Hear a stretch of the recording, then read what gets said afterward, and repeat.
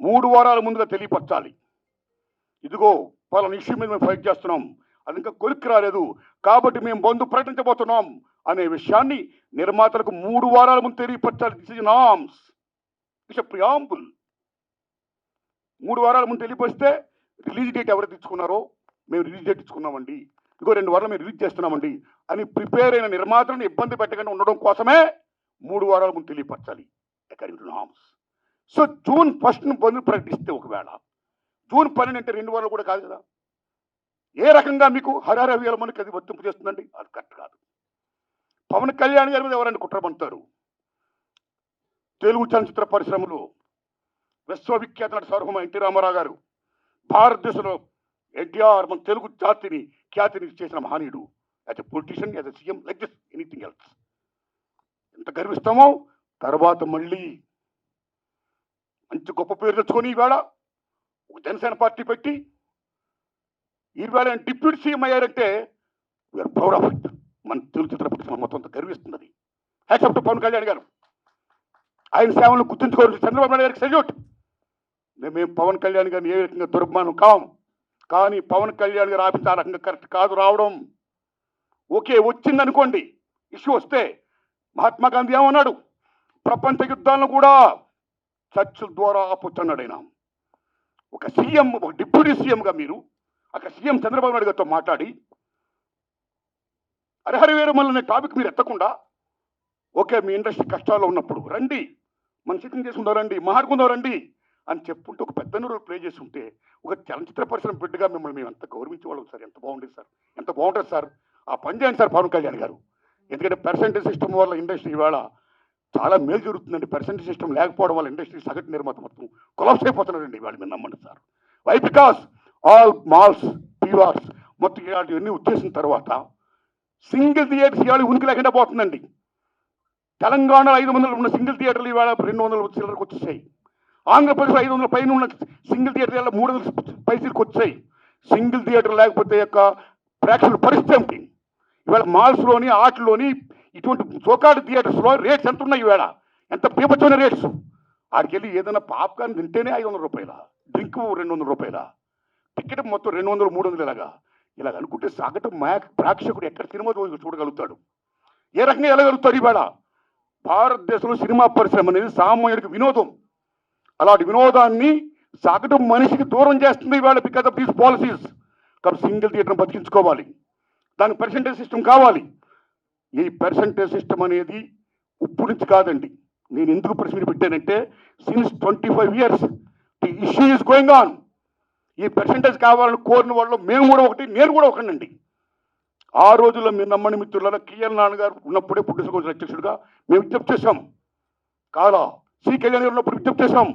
కాలా కిరణ్ గారు ఉన్నప్పుడు విజ్ఞప్తి చేశాం. కాలా అలాంటి దశలో మీరు నమ్మండి, ఇదే ఫిలిం ఛాంబర్ ముందు టెంటలు వేశాం.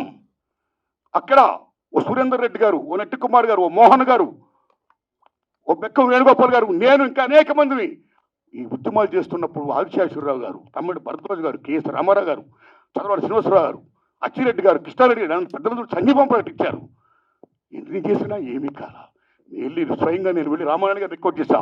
నారాయణ, పర్సెంటేజ్ సిస్టమ్ కావాలి, అది మంచిది. ఈ సిస్టమ్ ఉండకూడదు, రెండో సిస్టమ్ ఉండకూడదు. నేను సురేష్బాబుతో మాట్లాడతాను. I am with you, I am with that moment అన్నాడు రామారాయణ గారు. మహానుభావుడు కీర్చేసి అయ్యారు. ఇప్పుడు తచ్చులు ఫలపరం కాల. ఆ తర్వాత అల్లు అరవింద్ గారిని రికార్డ్ చేశాం. నారాయణమూర్తి అందరం కలిసి చర్చించుకున్న విషయం మీద ఏది మంచిగా చేద్దాం అన్నాడు ఆయన. కానీ మంచి అనే పర్సెంటేజ్ జరగల. మళ్ళీ సునీల్ నారాయణ గారిని రికార్డ్ చేశాం. అందరూ ఏం చెప్తా అదే మేము చేస్తామన్నాడు ఆయన. కానీ ఇది మంచి జరగల, పర్సెంటేజ్ సిస్టమ్ ఇంప్లిమెంట్ కాలా. దిల్ రాజు గారిని రికార్డ్ చేశాం. నిజంగా దిల్ రాజు గారు నేను పర్సెంటేజ్ సిస్టమ్కి యాక్సెప్ట్ అన్నాడు ఆయన ఆర్టీస్లో. కానీ ఫలప్రదం కాలా. ఆ టైంలో అప్పుడు ఇండస్ట్రీ పెద్ద మహానుభావుడు మా గురువు దాసనాండారు ఇంట్లో మా గురువు గారు కేఎస్ రామారావు గారు, తమ్ముడు భరద్వాజ్ గారు, నేను, సి కళ్యాణ్ గారు అందరం మీట్ అయ్యాం. మీట్ అయిన తర్వాత VNR Nageswararao distributor from Telangana. Percentage system కావాలి, ఏ సిస్టమ్ కావాలి? ఆక్యుపేషన్ పర్సెంటేజ్ కావాలని కొందరు, 50-50 కావాలని కొందరు, ఇలా రకరకాల మాడుతున్నప్పుడు ఇది తప్పకుండా తేలుతాం. ముందు పర్సెంటేజ్ సిస్టమ్ పెట్టాలి, రెండు సిస్టమ్ ఉండకూడదు, ఈ సిస్టమ్ ఎత్తేయాలి అనే దాన్ని ముందు మీరు తీసుకురండి అని మేము విజ్ఞప్తి చేస్తే మా గురువు దాసనాండ దాన్ని యాక్సెప్ట్ చేశారు, ముందు తీసుకుని వెళ్ళారు. కానీ ఫలప్రదం కాల, ఇంప్లిమెంట్ కాల. లెటర్ ఆఫ్ ఇండస్ట్రీ పెద్ద చిరంజీవి గారి దగ్గరికి వెళ్ళాం, ఇది ఇష్యూ మీద రైజ్ చేశాం, విజ్ఞప్తి చేశాం. టికెట్స్ రేస్ పెంచుద్దని చెప్పడం విషయంలో కానీ ఈ ఇష్యూలో కానీ ఆయన కృషి చేశాడు, మరీ ఫలప్రదం కాల. So this is a very big issue. Since 25 years this percentage system is going on, the issue is going on, not clearing. అది కావాలి. అలాంటిది ఇవాళ పర్సెంటేజ్ సిస్టమ్ కొలుక్కొచ్చే దశలో హరిహరి వీరమ్మలకి దీనికి ఒక లింకప్ పెట్టి ఏం సంబంధం అండి? ఏమీ సంబంధం లేదు. ఈ రకంగా దాన్ని ఇచ్చేస్తారని చెప్పి ఈ పర్సెంటేజ్ సిస్టమ్ అనే ఇష్యూని పక్క తోసేసేసి హరిహరి వీరమ్మను ఫోకస్ చేయడం అంటే ఎంత దూరం ఉండేది? అది కరెక్ట్ కాదండి. అందుకని నేను మనస్ఫూర్తిగా ఇది ఫీల్ అయ్యి నేను చెప్పడం కోసమే నేను విజ్ఞప్తి చెప్తూ పవన్ కళ్యాణ్ గారిని విజ్ఞప్తి చేస్తున్నా, నేను చంద్రబాబు నాయుడు గారిని విజ్ఞప్తి చేస్తున్నా, దుర్గేష్ గారిని విజ్ఞప్తి చేస్తున్నా. పవన్ కళ్యాణ్ గారు మాట చెప్పారు, ఇండస్ట్రీ వారు వచ్చి గవర్నమెంట్ ఏర్పడ్డ వెంటనే వచ్చి పలకరించవచ్చు కదా, మర్యాదపూర్వకంగా కలవచ్చు కదా అన్నారు. శభాష్, కలవాలి రాజులు, మీరు కలుస్తాం. కానీ ఒక విజ్ఞప్తి చేస్తున్నాం, పూర్వకాలంలో రాజుల దగ్గరికి ఏదైనా ప్రజలకు సమస్య వచ్చినప్పుడు ధర్మగంట కొడితే లోపలికి వెళ్ళేవారు. దాని బిఫోరే రాజులే ప్రజల దగ్గరికి వెళ్ళేవాడు, రక్తబండ పెట్టేవారు. మీ ప్రజలకు ఏ సమస్య రండి చెప్పండి అని అడిగేవాడైనా, అక్కడక్కడిగా తీర్పులు చెప్పేవాడు, సాల్వ్ చేసేవారు, ప్రజలకు మేలు చేసేవాడైనా. ఇదిగో మా ఊరికి చెరువు కావాలి, మా ఊరికి విద్య కావాలి, మా ఊరికి వైద్యం కావాలి, లైక్ దిస్.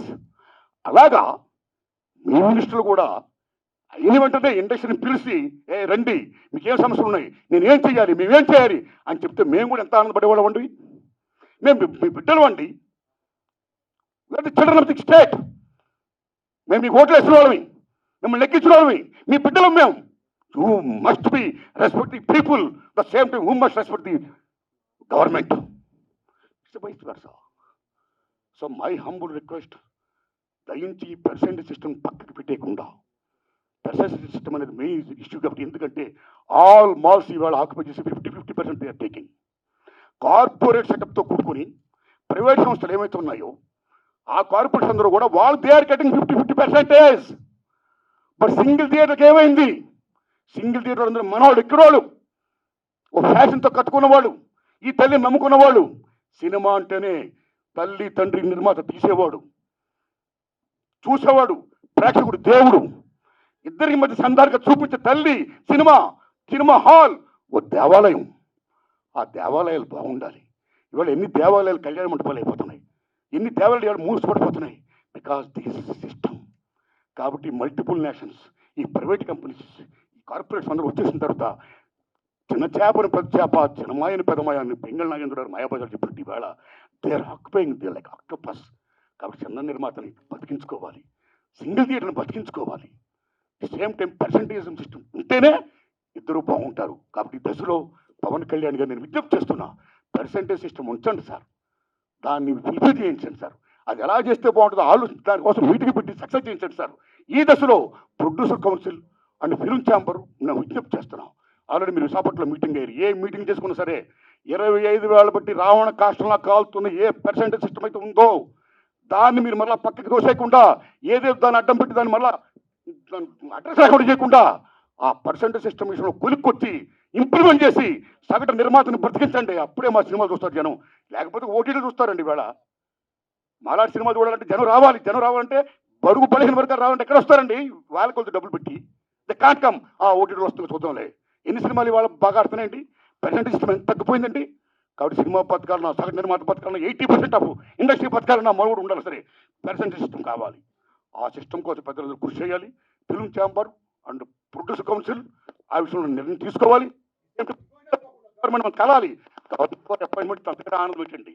మీరు వెళ్ళండి, కలవండి, మన డిమాండ్ చెప్పండి, పర్సెంటేజ్ సిస్టమ్ కావాలి, ఇంప్లిమెంట్ చేయండి అని విజ్ఞప్తి చేయండి. అదే నా విజ్ఞప్తిగా భావిస్తూ ఇక రేట్లు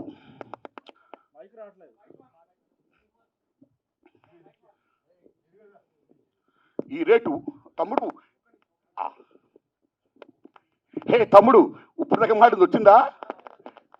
థ్యాంక్ యూ.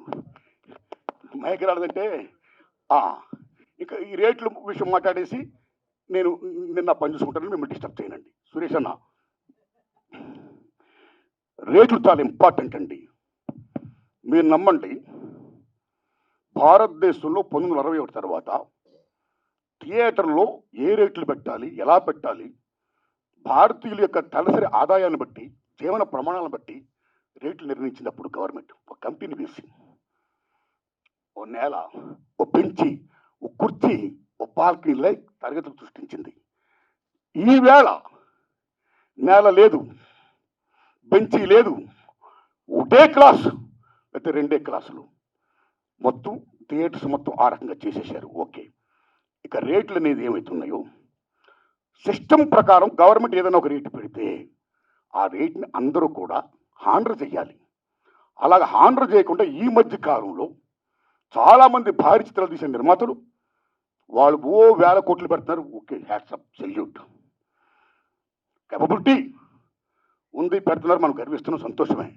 కానీ అలా పెట్టే నిర్మాతలు చాలామంది ఏం చేస్తున్నారంటే మా సినిమాకి చాలా ఖర్చు అయిపోయింది కాబట్టి రిలీజ్ ముందు రేట్లు ఎక్కువ పెంచితే మేము సేఫ్ అవుతాం అని ఒకటి పెట్టడం వల్ల, నిజం చెప్పండి తమ్ముళ్ళారా, మీరు నిజం చెప్తున్న ప్రేంగా, ఆ రకంగా పెట్టడం వల్ల దాని గవర్నమెంట్ యాక్సెప్ట్ చేయడం వల్ల మామూలు హారం జరగట్లా సగటు చిత్రానికి. అలాగే ప్రేక్షకులకు డబ్బు ఎంతమంది దగ్గర ఉంటుందండి? పేదవాడికి సినిమా ఎవరు ఉంటుంది, డబ్బు ఉన్నవాడికి సినిమా ఎవరు ఉంటుంది? డబ్బు ఉన్నవాళ్ళు హ్యాపీగా చూడగలుగుతారు, పేదవాళ్ళు ఎక్కడ చూస్తారండి? అప్పు సప్పులు చేసి మరీ చూస్తారండి. ఇంత రేట్లు పెంచిస్తే పాప్కార్న్ బీభత్సం రేట్లు చూస్తే కనీసం 1000 రూపాయలు 1500 ఉంటేనే కానీ వేళ సినిమా చూడలేకపోతున్నాడండి. సో సగటు ప్రేక్షకుడికి వినోదం అనేది చాలా చౌకగా వచ్చే సినిమా ఈవేళ కాస్ట్ అయిపోతే ఈ రేట్లు పెట్టడం వల్ల అదేం ధర్మం అండి? ఇదేం సంక్షేమ రాజ్యం అండి? What are respecting the system of the government.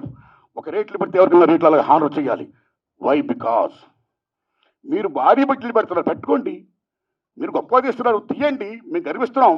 ప్రేక్షకుడికి ఎన్ని ఎందుకండి సినిమా బాగుందో లేదా, దట్స్ ఆల్. సినిమా బాగుంటే చూస్తాడు, చూడడం, రేట్లు పెట్టడం పెట్టకపోవడం అనేది మీ ఇంట్రెస్ట్ పడి ఉంటుంది. భారీ సినిమాలు తీస్తున్నారు, ఓకే, సెల్యూట్, దానికి వాళ్ళ మీద రుద్దకూడదు. బాగుంటే ఆ డబ్బులు వాళ్ళు ఏం పెడుతున్నారు, ఆ డబ్బుతో మీరు కోట్లు సంపాదించవచ్చు. ఉదాహరణ, హాలీవుడ్లో 10 కమాండ్మెంట్స్ సిసిల్ పెట్టి ఇమ్యూనిటీ తీశాడైనా, మామూలు బడ్జెట్ కదా, వేలాది కోట్ల సినిమా తీశాడైనా. అండ్ బెన్హార్ వేలాది కోట్లు పెట్టి తీశారు ఆ సినిమాలు. మీరు నమ్మండి, 2 సినిమాలు కూడా బీభత్సమైన hits. And gone with the wind, ఆ సినిమాలకి ఆ రోజుల్లో కోట్లు ఖర్చు అయితే మళ్ళా కోట్లు చేసి మీరు నమ్ముతారా తమ్ముళ్ళారా, గూడ్స్ బళ్ళల్లో డబ్బులు తీసుకొని వెళ్ళేవారు. అదే రేట్లు మేము 10 కమాండ్మెంట్ తీసాం, మేము బెన్హార్ తీసాం, చాలా ఖర్చు పెట్టాం, కాబట్టి రేట్లు పెంచండి అని అడగలా.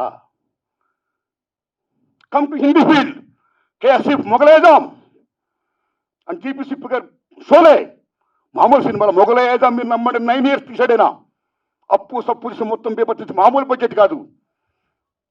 ఆ సినిమా రిలీజ్ అయ్యే ముందు నేను చాలా అప్పు సప్పులు అయిపోయాను, 9 years పట్టింది, చాలా కోట్లు పెట్టేశాను, నాకు రేట్లు పెంచండి అని కేఎస్ఎఫ్ గారు అడగలా. సిస్టమ్, ఈ రెస్పెక్టెడ్ సిస్టమ్, ఏం రేట్లు ఆ రేట్లో సినిమా రిలీజ్ చేశాడైనా. మీరు నమ్మండి, సినిమా బీపత్సని హిట్. నమ్ముతారా తమ్ముళ్ళరా? బెన్హార్ అండ్ 10 కమాండ్మెంట్స్ గూడ్స్ బళ్ళల్లో డబ్బులు లాభాలు తీసుకుని వెళ్తే లారీల్లో లాభాలు తీసుకుని వెళ్ళాడు కేఎస్ఎఫ్ గారు. మొగలైజాం అంటే సినిమా బాగుంటే లాభాలు వస్తాయి, మీరు 2 కోట్లని పెట్టండి. So come to Telugu field, Lava Kusa Shankar Reddy garu తీశారు, 5 ఏళ్ళు పట్టింది, నాకు 5 ఏళ్ళు పట్టింది, నాకు చాలా ఖర్చు అయిపోయింది అని శంకర్ రెడ్డి రేట్లు పెంచుకొని అడగలా. సినిమా రిలీజ్ అయింది, మీరు నమ్ముతారా?